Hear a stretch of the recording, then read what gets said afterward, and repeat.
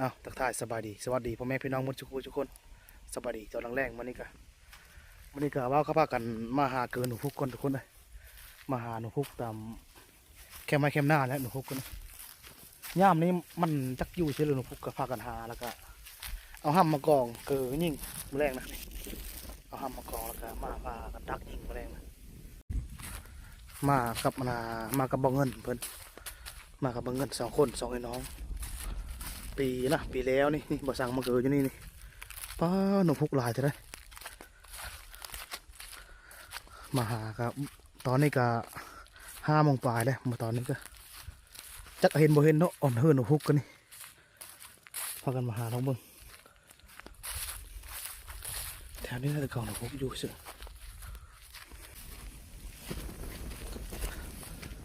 ตอนเข้ากำลังซ้อมกันนี่แถวนี้มันกัดเข้าหนูพุกปัดมาหาบ่เห็นจักมันย้ายไปอยู่เฉลิมมันหนูพุกกันนี่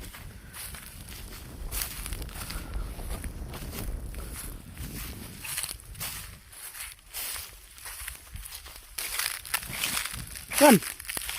เห็นบ่ตะเก้าแถวนี้แหละตะเก้านะมันเห่ามานะมันเห่ามากัดแถวนี้นะหลายได้มันปลาจะฆ่าตัวนี้ตะเก้ามันอยู่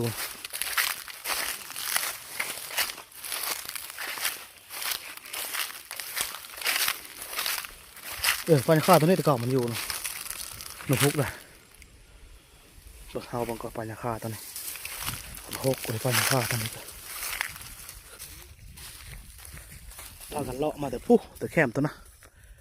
ยังบ่พอยังบ่พบอยู่บ่อนหนูพุกอยู่นะพากันหาตามแคมน้ำมาเลยแต่หาตามแคมหนองแคมผาย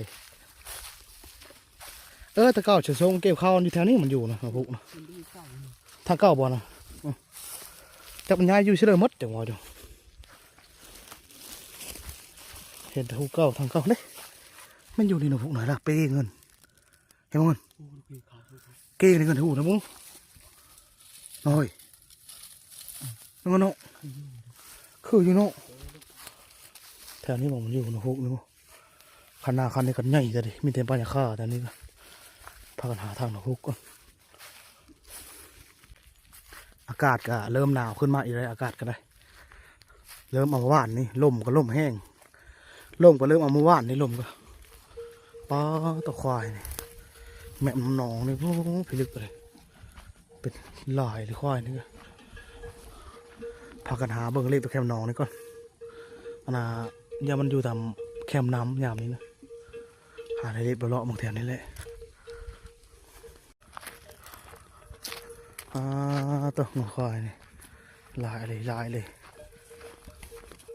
นี่ชมอย่างพลทางนี้ก็มีคนยามนี้มันอยู่เฉยๆอย่างวะอยู่มืดอะไรนี่หานี่ป่าจะข้าวนี่ตะเก่าจะเคยเกิดได้งั้นเลยอย่างพวกนี้นี่หนูพุกอยู่ได้ตะเก่าแถวนี้เลยพากันมาหาเหาะบนหน้าเนี่ยยังบ่เพาะหนูพุกอยู่ยังบ่เห็นเลยจักมันอยู่ทั้งเลยชกเกี่ยวเข้านะขันน้ำกัดเข้านะยามจะเกิดยามเยอะนั้นหาก็ไม่เห็นจักไปชนนี่ทั้งเลยมดหนูพุกกันนี่แถวป่าจะฆ่าแถวนี้เป็นตะมีอยู่หนูพุกแถวนี้นะเห็นมันอยู่จักมันอยู่แบบเลยเปิดเฉลยชะมออยู่หกเลยหากันพากันมาหาแถวหน้าลุงนี่เกิดบ่พบบ่พอบ่อนหนูพุกอยู่เลยพากันไปพุ่นมานี่ไปหาแถวหน้าอีตาพวกแรงพุกเลาะลงเตอหน้าเขาหน้าเตอแถวนี้ยูไซมันอยู่แต่ป้าพวกแถวนี้นะอยู่แต่แง่น้อยตัวนี้ขึ้นมานี่นะยี่พากันบุกอะตะเวนกะคอยลงค้ำลงละพวกพวกนังกับท่านเลยพากันไปหาแถวพวกแถวแคบหน้าเขาอีตาพวกแรงพวก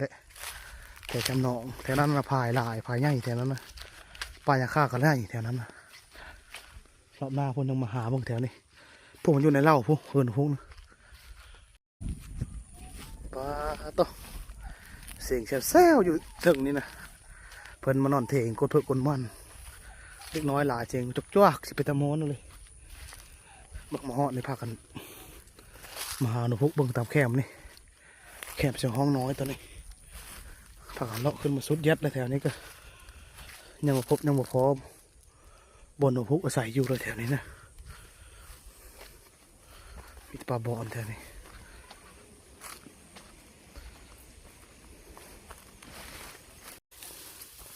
มาพอเลยนี่พอด้านฮุกเลยเด้นี่ตัวนี้นะสงสัยมันเที่ยวคู่ขึ้นคู่ตลอดนี่นะทางเกงอะไรแถวนี้อุลุรอดที่นั่นเลยนี่พากันมาเกิดอยู่บนนี่นี่ด้านฮุกนะมันควัดกินฮะอันนี้นะ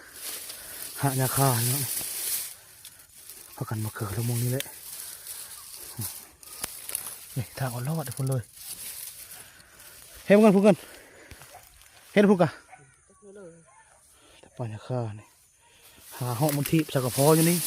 พากันหาเลาะบักคักก่อนโอ้ขี้ตุ่มแถวนี้กันนี่มีขี้ตุ่มขี้เต็มไม่แถวนี้กันพากันมาเลาะบางพีอีกก่อนเลาะบางด่านของพุกนี่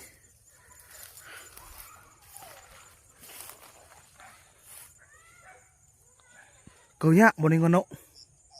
ะปะพาเกลือบนไม้นะมีมั้งกะ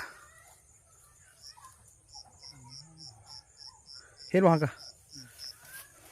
ขี้ตุ่มแถวนี้จะเกิดบนพุกนี่อยู่นี่ผัดนั่งดักนั่งบ่ได้ขี้ตุ่มมองนี่นะกับปลาจะยุบเนี่ยพ่อเกิดเยอะเลยพอหนูพุกแล้วก็ป้าขึ้นไปเกิดอยู่พุ่นนั่นเนาะหน้าตาพวกกระแรงเนาะไปหมดแล้วพากันไปหน้าตาพวกกระแรงหมดแล้วรอบหน้าจะเอามงมาดักไว้บ่อนนี่นะนี่หนูพุกก็ลายดิพากันมาหาบ่อนนี้อีเห็นอยู่ได้ด่านหนูพุกก็เลยทางกับบึ้งพุ่นเลยตัวเจ๊เศร้าเดี๋ยวจะเรื่อยๆเห็นมั้งเห็นคักอยู่บ่2-3 บ่อนเลยพากันหาทางหนูพุกนี่ก็ไม่อยู่บ่ไม่อยู่บ่เกิดบ่เกิดนี่เนาะตัวควายเย็บมาเลยแถวนี้เนาะโอ้บ่ทางควายนะเกี่ยวทางหนูพุกแถวนี้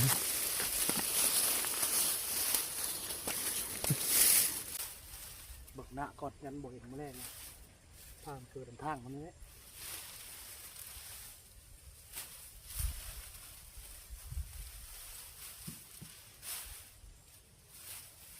นะพอได้ยิงโคมซอดนะเวลาเอายิงเอาชนังอยู่ครับ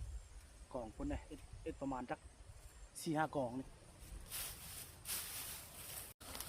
เอาห้ำอ่อนแล้วเกิด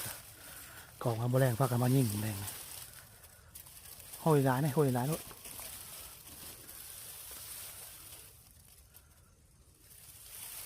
พ่อบอกนอนเลยพอแล้วเอ็ดไปกันรถเลยเฮ็ดหกเลยช่วยอีกหน่อยนึงนิดนึงสักกระกองนึงนี่โอเคนี่พากันกองอยู่นี่อีกกองนึงกองหน่อยนึงพอแล้วพ่อ2 กองเลยไป2 กองเลยหั่นบอลนึงบอลที่2กับบอลนี้พากันเอากองอยู่ในพุ่นนี่ได้นะปลาหยาค่าได้แถวนี้นะเพราะว่าแมลงพอได้นางดักอยู่หั่นระยะกับโบไก่ถ้าประมาณ4-5 เมตร6-7 เมตรนี่แหละแต่ละบอลนะ2 บอลนี่คือ2 บอลนี่บอลนี้กับบอลนี้นะระยะ3-4 เมตรแต่พุ่นเถอะ6-7 เมตรอยู่พุ่นนะนี่บอลนี้บอลที่3ตัวนี้ไป3 กองแล้วนี่เพื่อน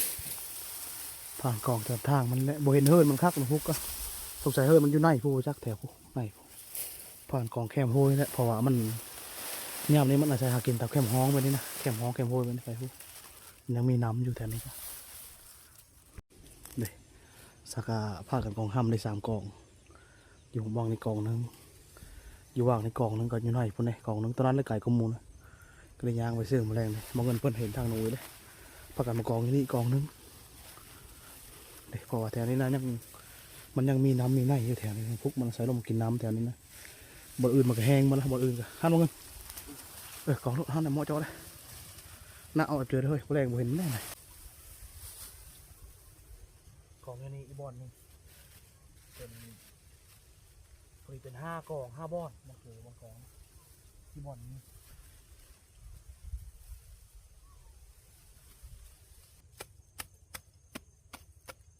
ทางบอลนั่งมาแรงนั่งนักหนุ่มมาแรง2 คนมากับบ่เงินในกองนี้อยู่ห้องกองนี้อยู่ห้องกองนี้อยู่ปุ๊บตัวนี้อยู่ห้องนี่ตัวนี้อยู่นี่ตัวนี้ก็คือบอลตัวนี้ทางพอในน้ำคักยู่เกินนูกะ เพราะว่าโซงนี้เดินมืดเด้เดินก็มืดโซงนี้นะ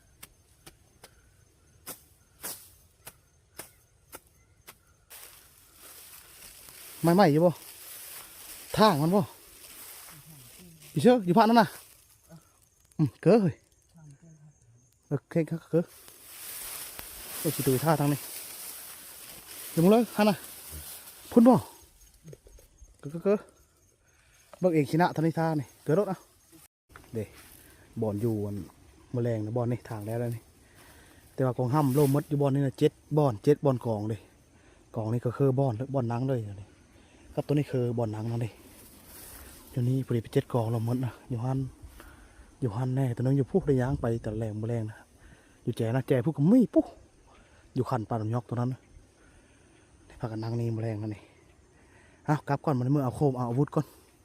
ตัวนั้นแรงเลยเขามันมืดเพื่อนยังพากันมันยังเงาะทางโน้นลองเบิ่งแมลงนี่แหละทางมันก็คือว่าเก้งอยู่ในทางก็ได้แมลงตอนคำจนยังพากันมากครับเงินพากันยังลองเบิ่งกลับก่อนเมื่อเอาโคมเอาไปเลยก่อน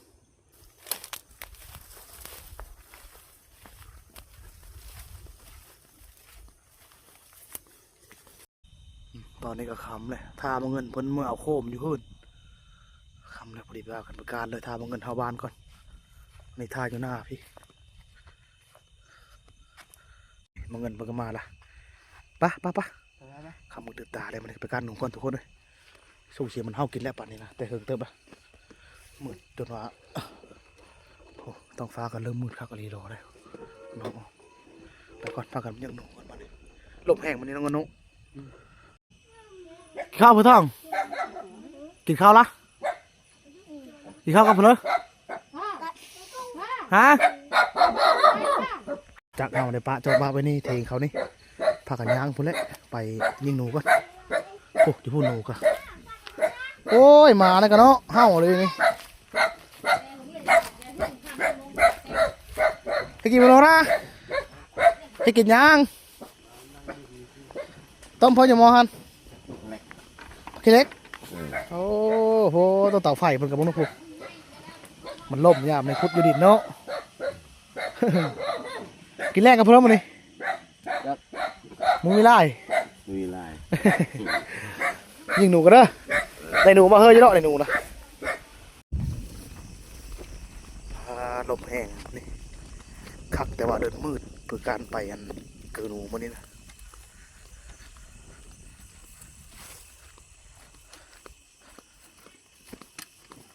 ปีนี้ยังไม่ทันได้เกินหนูจะเธอได้ปีนี้ได้สักอะเธอเดียวนี่แหละเกินหนูนะเกิดลองเบิ่งมันจะเฮากินของห้ำบอกหนูพุกก็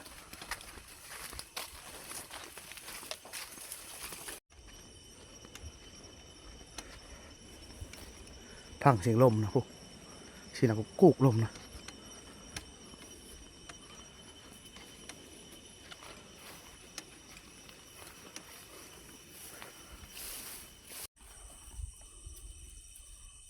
ตอนนี้ก็สามหมอกองห้ำกองนี่หนูทันแล้วอยู่กองนี่ก็ย่างกองนี่ก็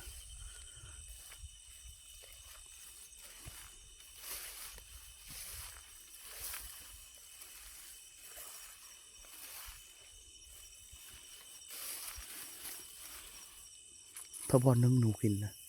กองนี่ฮอดหนูกินนะนี่ตัวนี้มันต้องนะตัวนี้หนูกินแล้วตัวนี้นะเพราะว่ากองห้ามมันชื้นดิเยอะใหญ่สิท่านนี่พากันนั่งนี่ก่อนพากันนั่งดักอยู่นี่แหละยังมึงนั่งดักประมาณสัก2-3 นาทีพากันยังมึงพากันไปหากันหนูกับบุไรชำหนูก็พอเละไปเทลุ่งพอเละมันไปหาปันข้าวปันน้ำก็เยอะเข้าเลยนี่นะเข้าง่ายก็ไม่ได้กินเลยมันนี่พากันมาเกินหนูกับมาเงินกับหนูก็มีเฮ้าหนูก็มันเดินก็จะแจ้งเนี่ย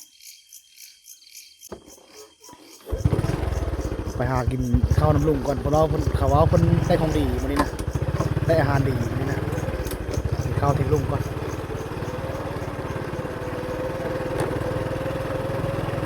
หนูก็มันเฮ้าอยู่กับเดินมืดเดินแจ้งเลยมันนี่นะ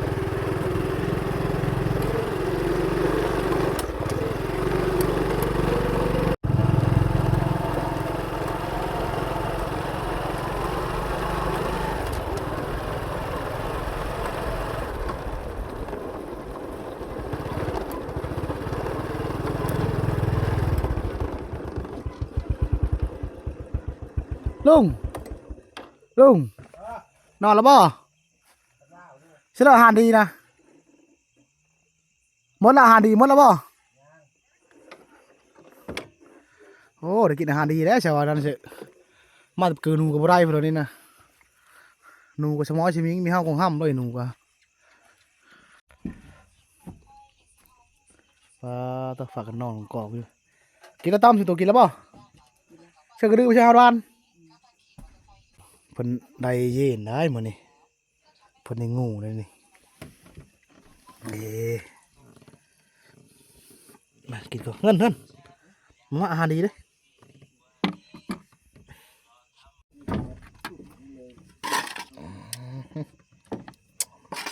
มาถึงลุงพี่จนได้กินแล้วเงินเป็นยังหนูก็พอหนูเลยหนูก็จักไม่เลยหนูก็มวยยังนะพากันนั่งจนว่านั่งแต่6 โมงเลยจนฮอด8 9 โมงก็ยังมีเห่าหนูก็ดูเกินหนูไปทึกบ่อนมาเลยเลยมากินข้าวแรงมาดิทำนี่ก็โอเคแล้วทำนี่ก็ได้อาหารดีนะมางั้นนะมาพากันเกินหนูก็บ่ได้มากินข้าวแรงมาดิเกี่ยวข้าวมาถึงลุงพี่ยังพออาหารดีน้องเงินข้าวแล้วน้ำมันดูน้ำมันขึ้นมาแล้วนะมันขึ้นมาแล้วเห็น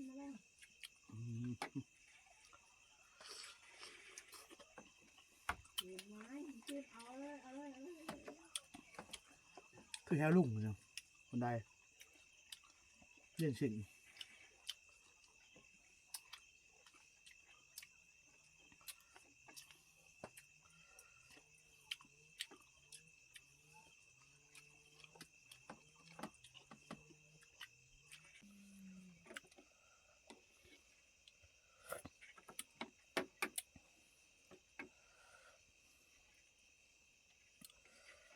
ได้หนูพุกนะเย็ดมุกนึ่งหนูพุกนะแซ่บไปเลย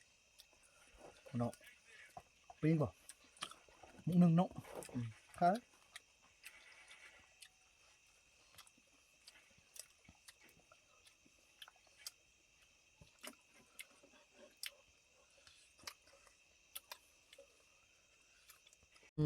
จนมาถึงลุงได้กินข้าว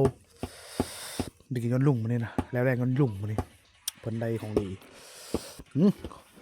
ขโมยกับใจลุงเด้อโอ้ยังแซ่บอยู่คือบ่สุดดีกว่าชวาเย็นดีแต่ยังบ่จะมดไม่ได้กินแถวมันเลยกันเลยขอบใจแล้วแรงกันเจ้ามานี่